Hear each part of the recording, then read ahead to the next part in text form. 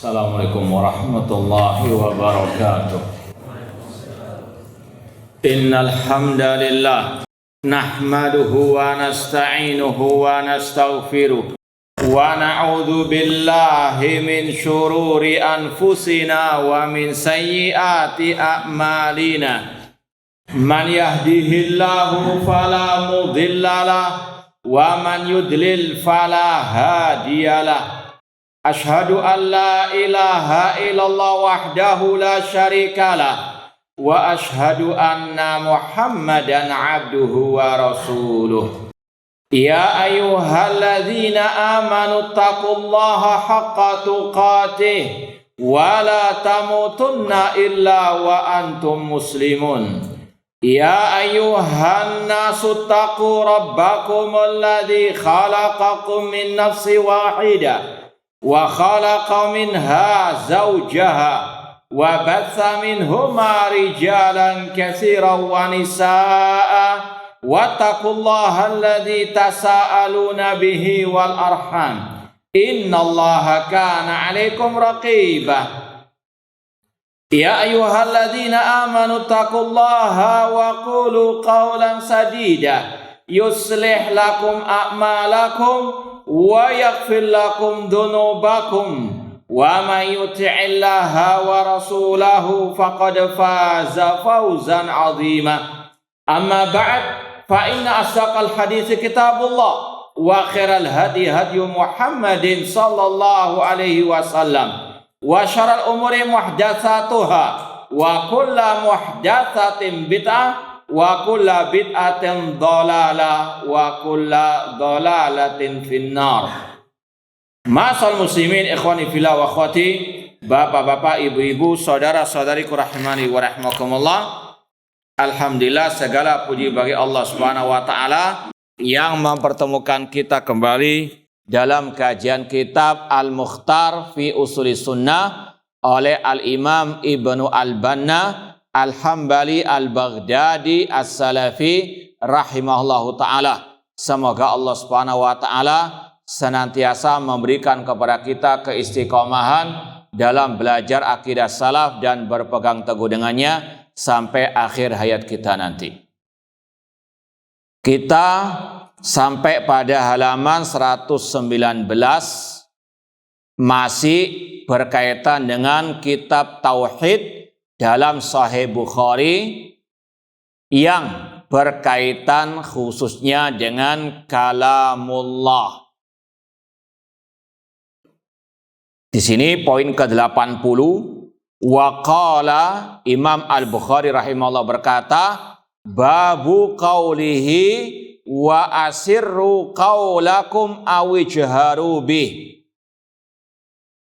yang artinya dan lirihkanlah ucapan kalian atau jaharkan dengannya, sampai kepada firman-Nya Al-Khabir, ala ya'lamu man khalaqa wa huwal latifu Al-Khabir, surat Al-Mulk ayat 13 sampai 14. Intinya di dalam pembahasan bab ini sama dengan sebelumnya, Imam Bukhari ingin menyatakan suara qari itu makhluk. Makanya bisa dilirikan, bisa apa? Dijaharkan. Dan itu disandarkan kepada sang qari atau yang mengucapkannya. Ini sekali lagi beliau mengatakan yang intinya af'alul makhlukah, bahwasanya perbuatan makhluk itu adalah makhluk. Di antara perbuatan makhluk adalah suaranya ketika membaca Al-Quranul Karim.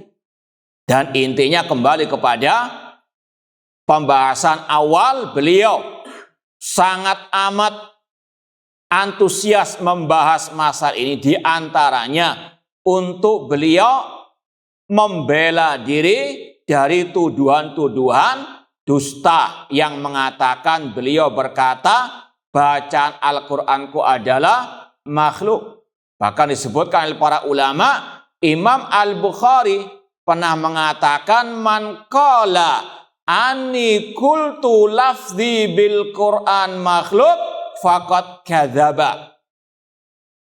Kata Imam Bukhari, barang siapa mengatakan bahwa aku mengatakan bacaan Quran adalah makhluk atau bacaan Al-Quranku adalah makhluk, maka dia telah berdusta. Sedangkan aku hanya mengatakan af'alul ibad makhluqatun. Sedangkan aku hanya mengatakan perbuatan hamba itu yang makhluk. Cuma ada orang-orang yang gagal paham atau mungkin plus ditambah hasad, iri dan dengki kepada Imam Al-Bukhari. Sampai beliau dituduh mengatakan bacaan Al-Qur'anku adalah makhluk sebagaimana keyakinan kelompok Al-Jahmiyah. Padahal beliau mengatakan yang dikatakan makhluk suara hamba, atau kalau itu ditulis dalam mushaf kertasnya adalah makhluk, tintanya makhluk dan seterusnya. Bukan ayat-ayat yang tertulis. Dan ini yang juga ditegaskan oleh Imam Al-Bukhari. Sampai sudah kita sampaikan, beliau menulis kitab khusus Khalqu Af'alil Ibad. Perbuatan hamba itu makhluk. Dan ini yang lebih terang lagi ucapan beliau yang berkaitan dengan masalah ini. Dalam halaman 27 dalam cetakan ini, qala Abu Abdillah. Siapa Abu Abdillah? Imam Bukhari. Siapa nama lengkapnya? Muhammad bin Ibrahim bin Mughirah Al-Bukhari rahimahullah ta'ala. Qala Abu Abdillah, berkata Imam Bukhari, fa'amal midadu al-midad warraku wa nahwuhu fa'innahu khalqun. Adapun tinta untuk menulis ayat-ayat Al-Quran, kertasnya dan selainnya itu makhluk. Fa'innahu khalqun kama annaha taktub Allah fallah fi dzati wal khaliq. Ketika tinta menulis lafaz Allah, Allah dengan zatnya adalah al-khaliq. Ya, tintanya apa? Makhluk. Wa khatuka waktisabuka min fi'lika khalqun. Tulisanmu, gerakan tanganmu, itu adalah perbuatanmu, itu makhluk. Li'anna kulla syai'in dunallah yasna'uhu wa huwa khalqun. Karena segala sesuatu selain Allah adalah makhluk. Ini yang ditegaskan Imam Bukhari. Beliau berlepas diri dari tuduhan yang mengatakan bacaan Al-Qur'anku adalah makhluk. Beliau juga mengatakan sebelumnya, kalau di sini babnya sama dengan judulnya bab af'alil ibad, bab perbuatan hamba. Qala Abu Abdillah Muhammad bin Ismail rahimahullah, sami'tu Ubaidallah ibn Sa'id yaqul, sami'tu Yahya bin Sa'id yaqul, maziltu asma min ashabina yaqulun inna af'alal ibadi makhluqatun. Imam Bukhari meriwayatkan dari seorang yang bernama Yahya bin Sa'id. Beliau berkata, senantiasa aku mendengar para ulama, mereka berkata perbuatan hamba itu makhluk. Kemudian ditegaskan lagi oleh Imam Bukhari, qala Abu Abdillah. Siapa itu? Imam Al-Bukhari. Harakatuhum wa aswatuhum wa iktisabuhum wa kitabatuhum makhlukatun. Gerakan mereka, suara mereka, perbuatan mereka, tulisan mereka, itu semuanya makhluk. Amal Quran al-matlu al-mubin al-musbat fil mushaf al-mastur al-maktub al-mu'a fil qulub fahuwa kalamullah laisa bi khalqin. Ini penegasan beliau. Adapun Al-Quran yang dibaca, yang menerangkan, yang ditulis di dalam mushaf, yang dipahami dalam hati, itu adalah kalamullah, bukan makhluk. Jadi sebetulnya terang benderang sekali penjelasan dari Imam Al-Bukhari rahimahullah ta'ala, beliau tidak pernah mengatakan bacaan Al-Quranku adalah apa? Makhluk. Beliau mengatakan bedakan antara perbuatan yang disandarkan kepada makhluk dan itu adalah makhluk dengan kalamullah yang dibaca oleh al-qari, as-sautul qari wal kalamul bari. Suara-suara qari itu makhluk, sedangkan kalamullah atau ayat yang dibaca itu adalah kalamullah, bukan makhluk. Di sini beliau menyebutkan ayat surat Al-Mulk yang intinya wa asirru qaulakum, lirihkanlah ucapan kalian. Ini ucapan disandarkan kepada siapa? Kepada manusia, kepada hamba. Ini makhluk. Dan itu beda dengan yang disandarkan kepada Allah Subhanahu wa ta'ala.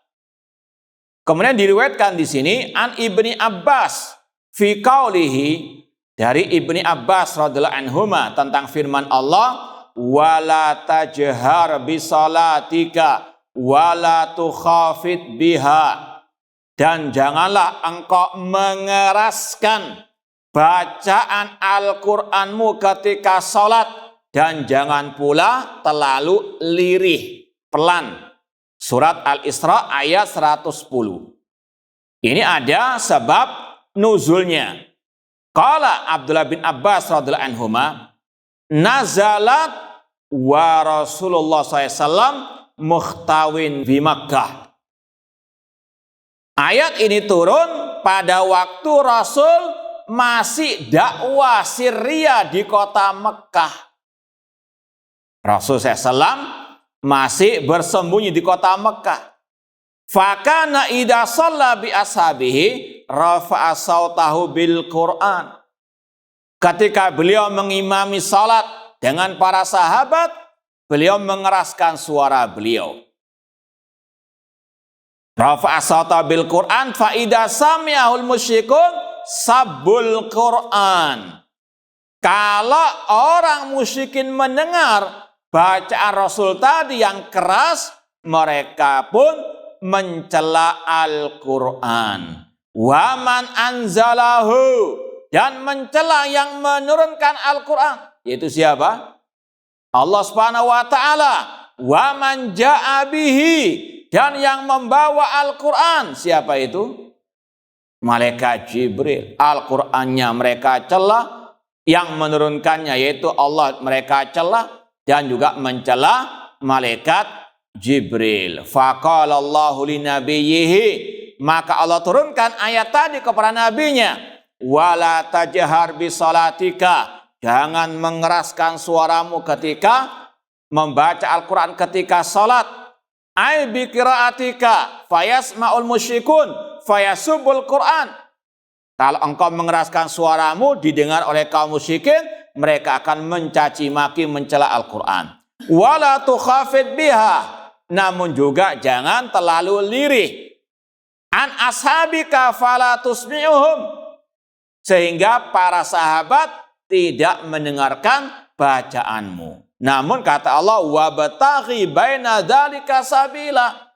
Namun pertengahan dalam membaca, tidak terlalu keras sehingga didengar oleh kaum musyrikin sehingga mereka mencaci maki Al-Quran dan seterusnya, atau jangan pula terlalu lirih sehingga para sahabat tidak mendengarkannya.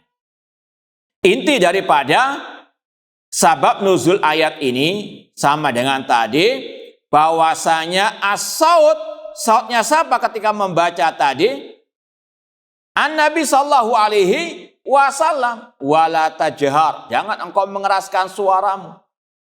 Namun apa? Allah mengatakan wala tukhafid biha, dan jangan pula melirihkan suaramu. Imam Bukhari ingin mengatakan suaranya al-qari, namun Al-Quran kalamullah. Bahkan ini kata para ulama, orang musyrikin saja paham ketika Rasul membaca Al-Quran itu adalah sebetulnya mereka paham itu adalah kalamullah. Maka yang mereka mencela Al-Qur'annya. Mereka mencela yang menurunkan Al-Qur'anul Karim. Ini yang dimaksud oleh Imam Al-Bukhari, suara-suara qari, namun Al-Quran yang dibaca itu adalah kalamullah. Makanya orang musyrikin pun bisa membedakan. Itu bukan ucapan Nabi Muhammad SAW. Meskipun di antara mereka juga ada yang mengatakan in hada illa qaulul bashar, tidaklah Al-Quran kecuali ucapan apa? Manusia. Dan di antara faedah hadis ini, kata sebagian masyayikh dakwah salafiyah yang mensyarah, mereka mengatakan bahwasanya ini di antara fikih dalam Islam mura'atul maslahah wal mafsadah, memperhatikan kerusakan dan kemaslahatan. Di antaranya dalam fikih al-jihad. Rasul di kota Mekah ketika tidak sanggup melawan orang musyrikin, tidak ada perintah berjihad dengan senjata. Bahkan ketika sholat pun Rasul dilarang untuk apa? Waktu awal-awal untuk mengeraskan suara. Kalau seandainya perbuatan seperti kelompok perang di Palestina sekarang, mereka ketika sanggup membunuh 10 atau mungkin 100 orang-orang Yahudi, mereka tidak mikir bagaimana kerusakan yang akan mereka akibatkan.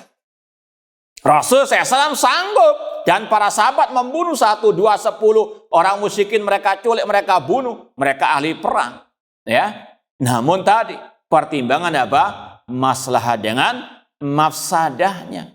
Bahkan di sini, terutama di awal-awal mereka masuk Islam, Rasul SAW dilarang untuk mengeraskan bacaan Al-Quran agar Al-Quran tidak dicaci maki, agar Allah juga dan malaikat Jibril tidak dicaci maki oleh kaum musyrikin jahiliyah.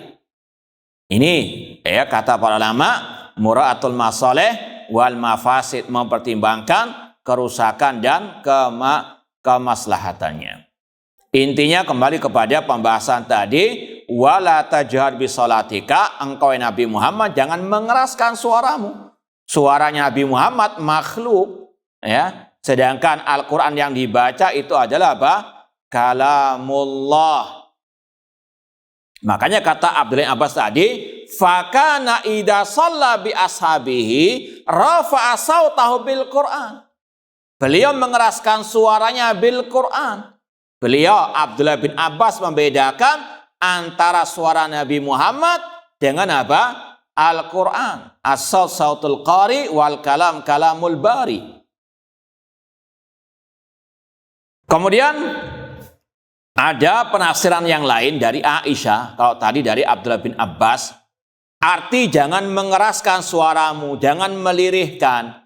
Kalau dalam tafsir Aisyah, wa an Aisyah taqalat nazalat hadil ayah wala tajhar bi salatika wala tukhafid biha fid du'a. Jadi ada dua penafsiran surat Al-Isra ini, dan dua-duanya tidak salah, tidak ada pertentangan. Dan dalam kaidah tafsir, selama itu tidak saling bertentangan, itu bisa dipakai semuanya. Atau mungkin dalam istilah ulama, ikhtilafut tanawwu', berbeda-beda ungkapan namun tidak saling bertabrakan dan bisa dijamakkan. Rasul diperintah untuk tidak mengeraskan suara, tidak melirihkan dalam waktu sholat dan juga dalam waktu berdoa. Apalagi secara bahasa sholat artinya doa. Ataupun kalau dikatakan doa, tidak boleh terlalu keras misalnya, karena memang inilah yang Allah perintahkan dalam ayat yang lain. Allah mengatakan ud'u rabbakum tadarruan wa khufyah. Berdoalah kepada Rabb kalian tadarruan, dengan tadarru, merendahkan diri, wa khufyah, dengan lirih. Innallaha la yuhibbul mu'tadin. Allah ya suka dengan yang melampaui batas. Atau doa juga bermakna az-zikr. Kalau antum ditanya apa bedanya doa wa zikr, doa dan zikr apa bedanya? Nah, siapa yang bisa jawab? Bismillah. Taib ahsan tabarakallahu fiik. Tapi kalau mau dijelaskan lebih lanjut, ini sama dengan istilah Islam wal iman. Ida istama'a iftaraqa wa ida iftaraqa istama'a. Lafaz zikir dan doa kalau bersatu dalam satu redaksi ucapan maknanya berbeda. Apa bedanya? Yaitu tadi. Kalau zikir itu mengingat Allah, memuji Allah. Adapun doa ada maksud permintaan. Ya Allah, berikan aku rezeki, berikan aku tambahan ilmu yang bermanfaat. Ini adalah apa? Doa. Kalau digandengkan zikir dan doa, maknanya berbeda. Zikir hanya sekedar memuji Allah, mengingat Allah, mengagungkan Allah, ya, at-tasbih wa tahmid wa takbir. Namun kalau doa, di situ ada apa? Unsur meminta langsung kepada Allah. Tapi kalau mereka dipisahkan, tidak disebut dalam satu redaksi ucapan, zikir disebut sendirian, doa disebut sendirian, maka bersatu. Zikir ya doa, doa ya apa? Zikir. Coba antum ya sebutkan salah satu zikir ketika selesai sholat. Apakah di situ ada bentuk doa atau tidak? Hah? Contohnya apa? Iya, sudah pertama kali sudah apa? Astagfirullah, minta apa? Ampunan. Ini doa kepada Allah Subhanahu wa taala. Ada lagi? Hah? Allahumma anta salam. Minta itu. Apa artinya Allahumma anta salam? Hah? Itu doa atau zikir itu kalau digabungkan? Hah? Iya, yang kita maksud zikir, tapi yang di situ ada unsur apa? Doa, meminta langsung. Itu tadi istighfar. Kemudian apa lagi? Allahumma a'inni ala dzikrika. Tapi disebut apa? Disebut apa? Zikir. Padahal di situ ada unsur apa?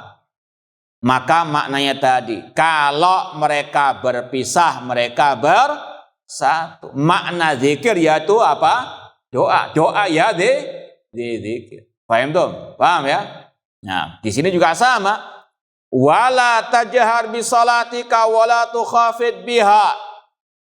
Jangan mengeraskan suaramu atau jangan terlalu lirih sampai enggak ada gerakan lisan. Ya, karena memang ada sebagian kaum muslimin berdoa ataupun bahkan membaca Al-Qur'an dalam hati. Ini ya sesuatu yang menyelisih sunnah Rasulullah sallallahu alaihi wasallam, apalagi kalau dibawa kepada pembahasan tauhid yang kita ya kaji selama ini, namanya al-kalam itu dengan apa? Saut, meskipun dengan lirik, ya, dengan gerakan apa? Al-lisan. Doa wa dzikr itu tidak boleh terlalu apa? Keras. Sebagaimana ketika apa? Rasul bersama para sahabat ketika safar, ada sebagian sahabat yang istilahnya keras dalam berzikir, mengumandangkan takbir. Maka Rasul pun mengatakan, irba'u ala anfusikum, kasihanilah diri kalian, fa innakum la tad'una asamman wala ghaiba, karena kalian tidak berdoa atau berzikir kepada zat yang tuli, namun Allah as-sami, maha mendengar. Ini larangan keras-kerasan dalam apa? Berzikir dan berdoa. Ya, apalagi mengganggu orang yang sedang mungkin sakit, ya. Orang mau sholat tahajud terkadang apa? Terganggu dengan apa? Zikir-zikir yang keras dari sound systemnya, naudzubillahi min dzalik. Ini dia dilarang oleh Allah Subhanahu wa taala. Bahkan dalam ayat yang juga Allah mengatakan, ud'u rabbaka fi nafsika tadarruan wa khifa wa dunal jahri. Allah mengatakan, sebutlah, ingatlah Rabbmu di dalam dirimu, tadarruan dengan merendahkan diri, dan dengan apa? Lirih. Dunal jahri, tidak apa? keras. Artinya pertengahan wa bataghu baina dzalika apa? Saya bilang tidak lirih dalam artian di dalam hati, namun juga tidak apa? Keras-kerasan. Namun sebagaimana kata Allah tadi, wa bataghi baina dzalika sabila. Nah, ini pembahasan poin ke-80. Tinggal riwayat berikutnya halaman 120. Warawa. Siapa yang rawa? Imam Al-Bukhari an Abi Hurairah radhiyallahu anhu qala Rasulullah SAW, laisa minna man lam yataghanna bil Qur'an.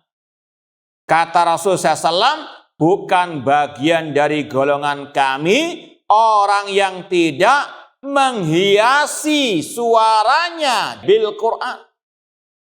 Bukan dari golongan kami yang tidak memperindah suaranya, bacaannya dengan Al-Quran.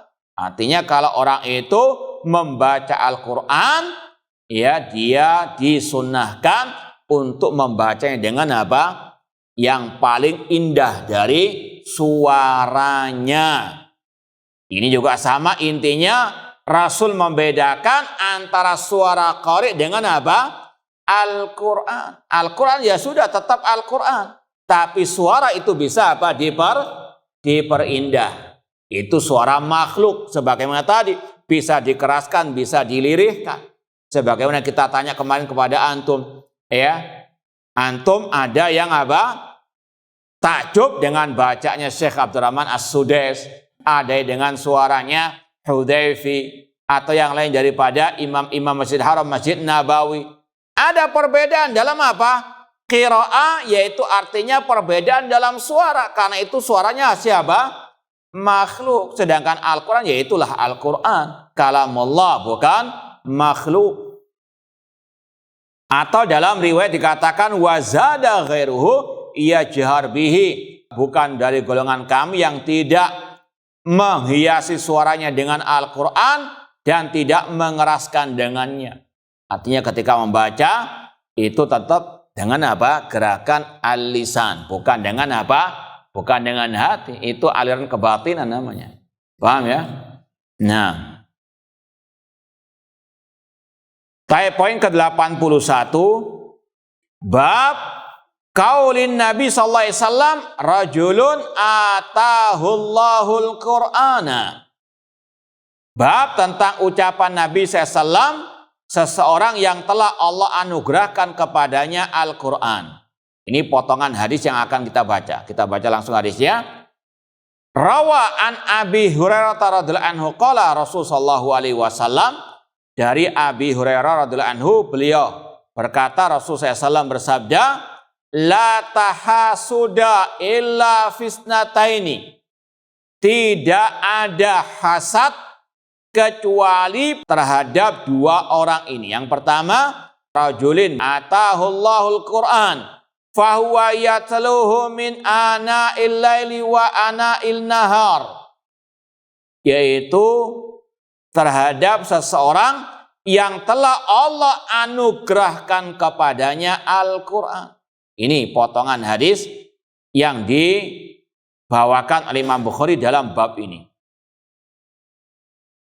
Seseorang yang Allah berikan kepadanya Al-Quran dan dia membacanya pada malam dan petang hari. Fahuwa yaqul, dan orang itu berkata, lau utitu mislama utiya hada la fa'altu kama yaf'alu. Kalau aku diberi seperti orang tadi, yang dia mungkin hafal banyak Al-Quran, yang dia juga memahaminya, dan dia juga mengamalkannya, membacanya di kala salatul lail, atau di kala salat duha misalnya, maka kalau aku diberi seperti orang itu, aku akan melakukan seperti yang dilakukan oleh orang itu. Yang kedua, wa rajulin atahullahu malan fahuwa yunfiqu fi haqqihi. Seseorang yang Allah berikan kepadanya harta dan dia menginfakkannya di dalam hak Allah. Fayaqul lau utitu mislama utiya amiltu fihi mislama ya'malu. Seandainya aku diberi seperti yang dia diberi, yaitu diberi harta, lalu dia menginfakkannya di jalan Allah, aku kalau diberi harta seperti itu, aku akan melakukan seperti yang dia lakukan. Kita bahas dari inti yang diinginkan oleh Imam Bukhari, itu sebagaimana dalam babnya tadi, seseorang yang Allah berikan apa? Al-Quran yang dia membacanya. Ingin disampaikan oleh Imam Bukhari bahwasanya Rasul membedakan antara Al-Quran yang merupakan kalamullah dengan Al-Qari yang dia apa? Yatlu, yang dia apa? Baca. Bedakan antara apa? At-tilawah yang itu merupakan perbuatan makhluk, yang itu dengan gerakan dua bibirnya, lisannya, dengan suara qari itu semuanya makhluk, dengan ayat-ayat yang apa? Didengar, itu adalah kalamullah. Paham ya? Rajulun atahullahu al-Quran. Sedikit pembahasan globalnya hadis ini. Ya, sekali lagi intinya sama dengan sebelum-sebelumnya. Imam Bukhari ingin apa? Menjelaskan, bedakan antara perbuatan hamba ketika membaca Al-Quran, itu adalah makhluk, sedangkan Al-Qurannya adalah kalamullah. Itu pembahasan inti bab ini. Namun pembahasan secara globalnya, ini diantara akhlak seorang apa? Hamba. Tidak boleh hasad. Ya, sebagaimana dalam sabda Rasul yang lain, wala tahasadu. Jangan kalian apa?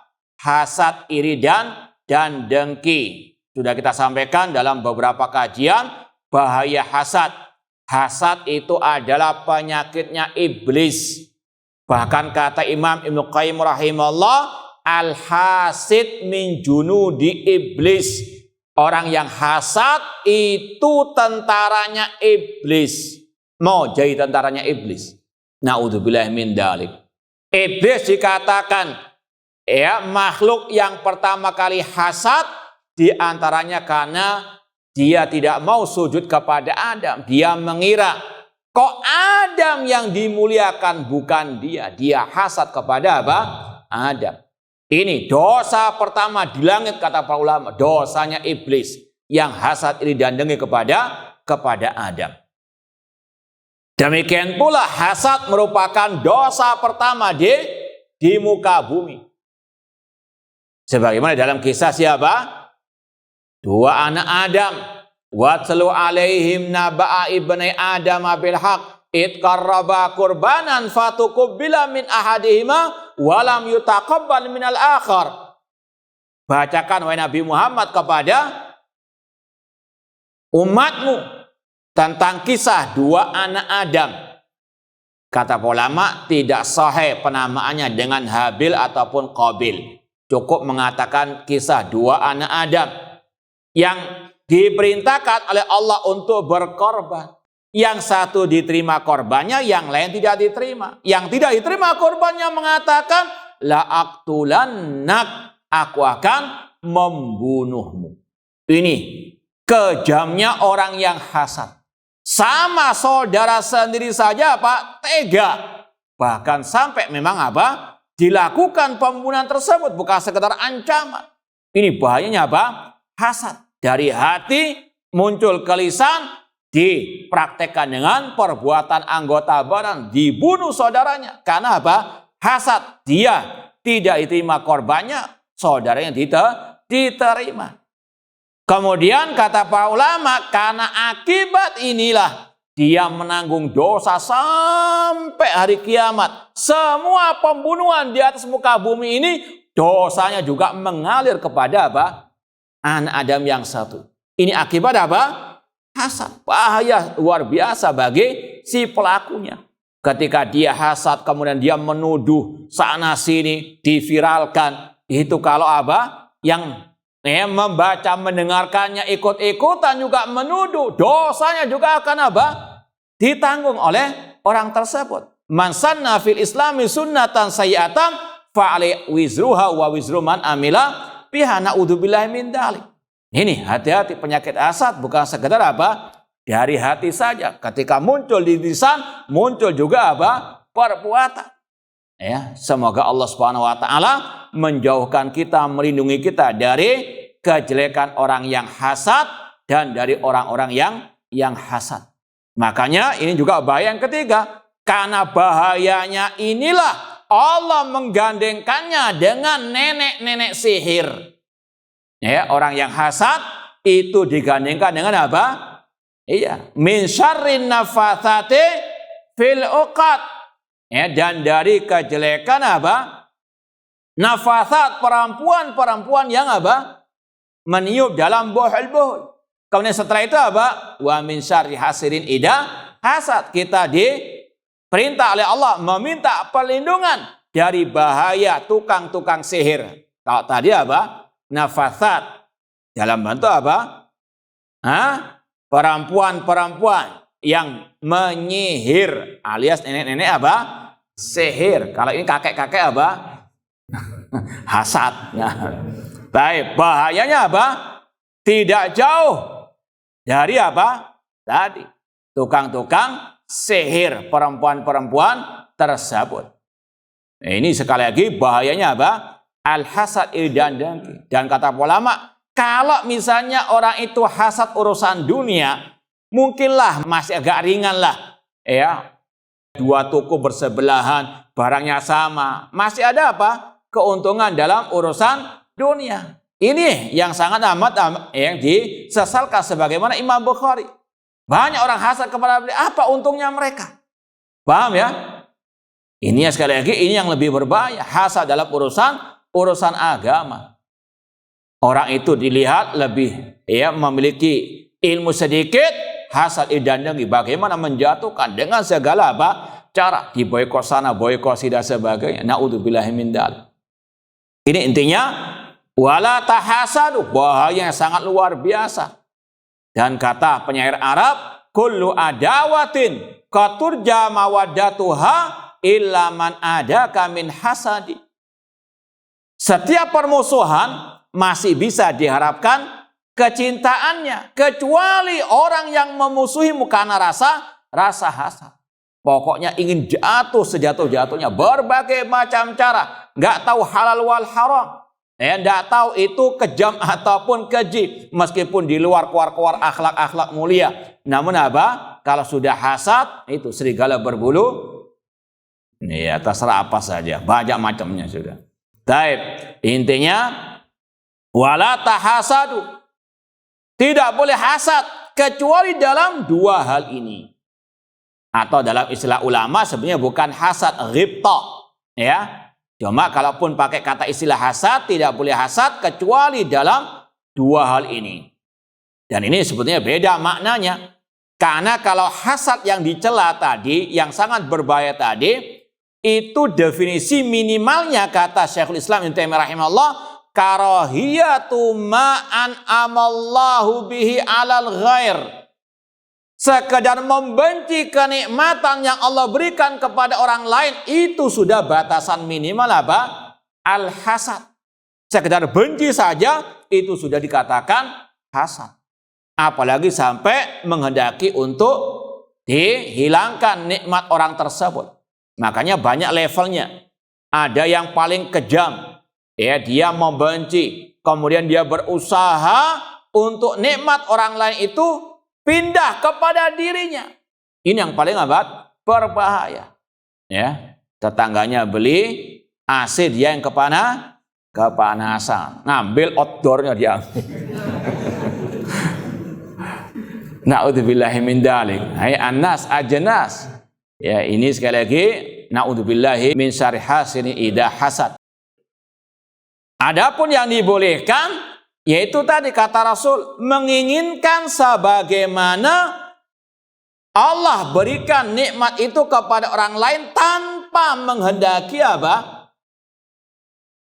Orang itu hilang nikmat darinya. Dia sekedar apa? Menghendaki. Alangkah indahnya, alangkah bahagianya kalau aku diberikan hafalan sebagaimana hafalannya dia, diberikan ilmu seperti dia, kemudian aku bisa mengamalkan.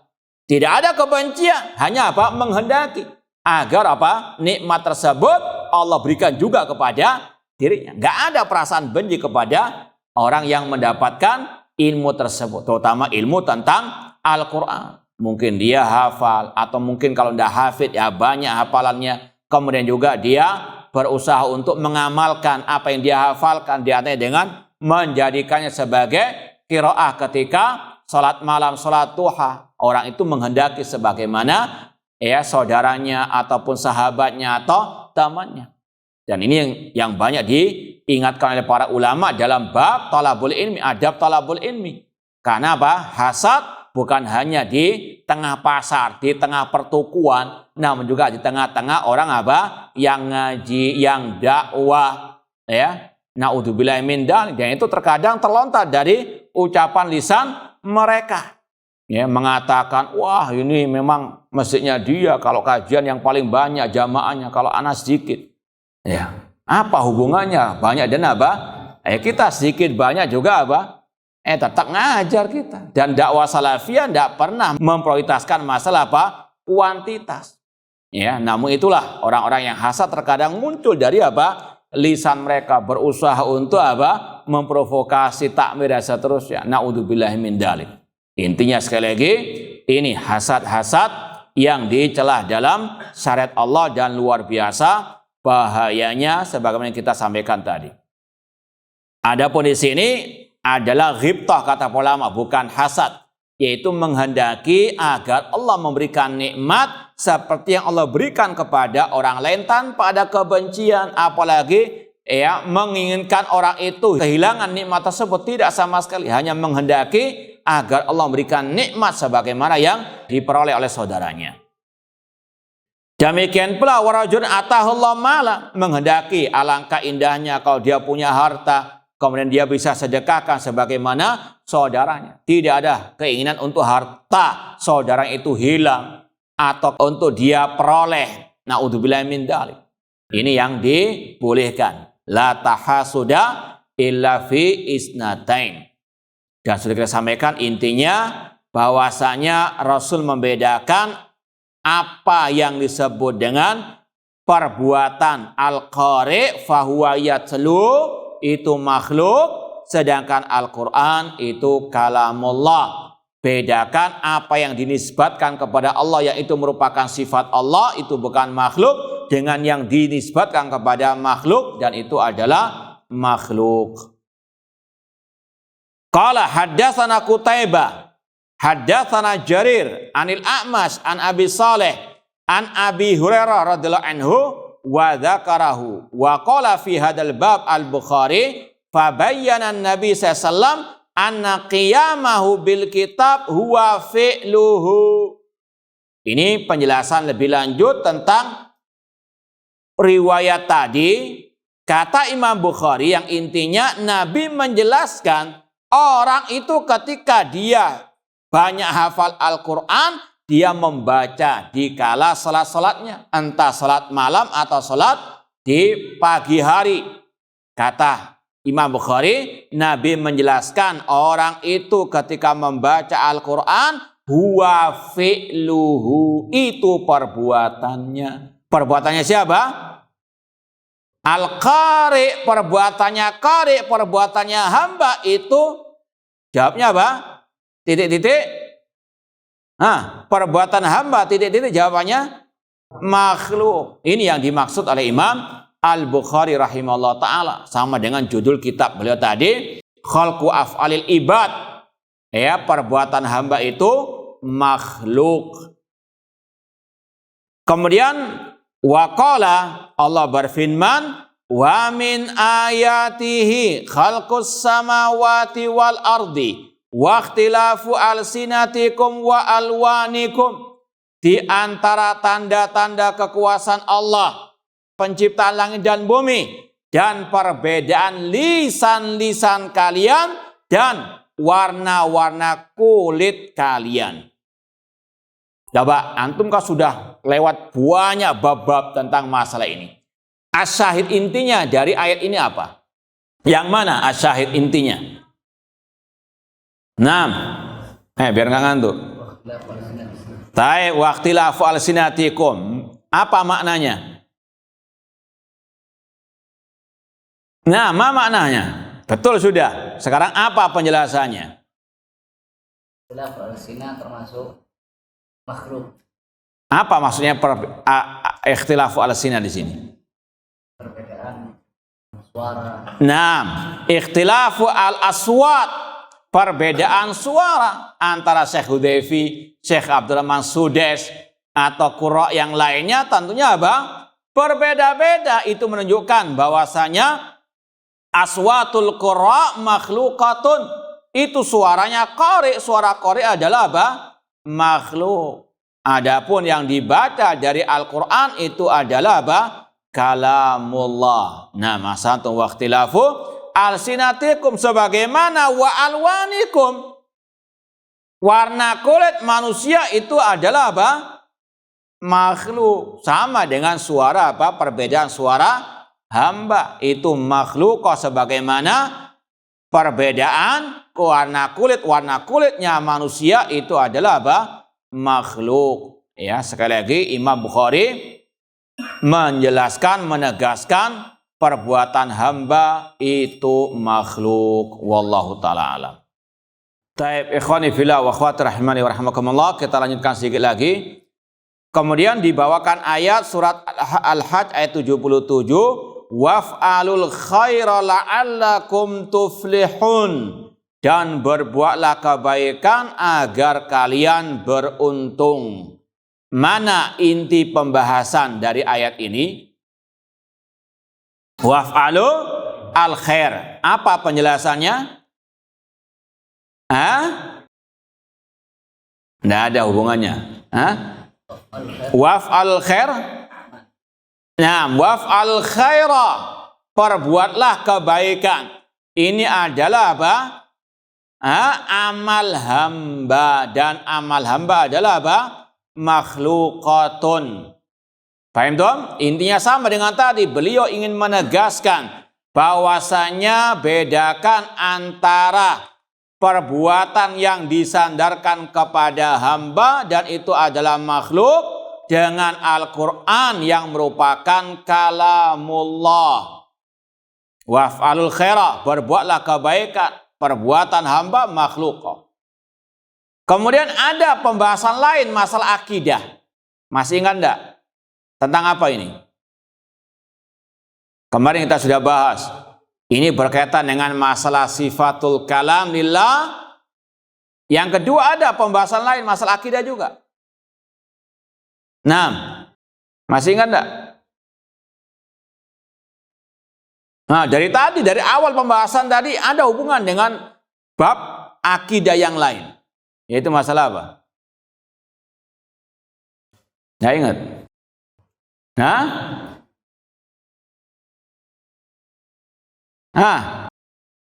Masalah apa? Bantahan kepada Santa. Barakallahu fi. Bantahan kepada kelompok Al-Jabariyah. Beliau mengatakan manusia itu punya kehendak untuk berbuat. Waf'alul khaira. Ya. Mereka apa? Menghendaki untuk berbuat kebaikan sebagaimana tadi membaca Al-Qur'an, menyedekahkan hartanya. Manusia itu apa? Punya kehendak untuk berbuat. Dan perbuatan hamba ketika disandarkan kepada hamba menunjukkan hamba itu punya kehendak. Meskipun kehendak hamba di bawah kehendak Allah. Wa ma tasyauna illa an yasha'allah rabbul alamin. Tidaklah kalian berkehendak kecuali Allah juga berkehendak. Di sini Allah menyebutkan manusia punya kehendak, namun kehendaknya di bawah kehendak Allah. Beda dengan kelompok Jabariyah yang mengatakan manusia tidak punya kehendak sama sekali. Paham? Perbuatan itu ketika disandarkan kepada hamba, kata mereka itu majas, bukan hakiki. Ya, naudzubillah min dzalik. Sedangkan dalam banyak ayat-ayat yang kita lewati, hadis-hadis ini yang kita lewati, semuanya menunjukkan manusia berbuat sesuai dengan apa? Ya, kehendak Allah, namun juga itu adalah kasbuhum, perbuatannya yang hakiki. Paham ya? Nah, kemudian riwayat yang berikutnya ini sama dengan yang sebelumnya.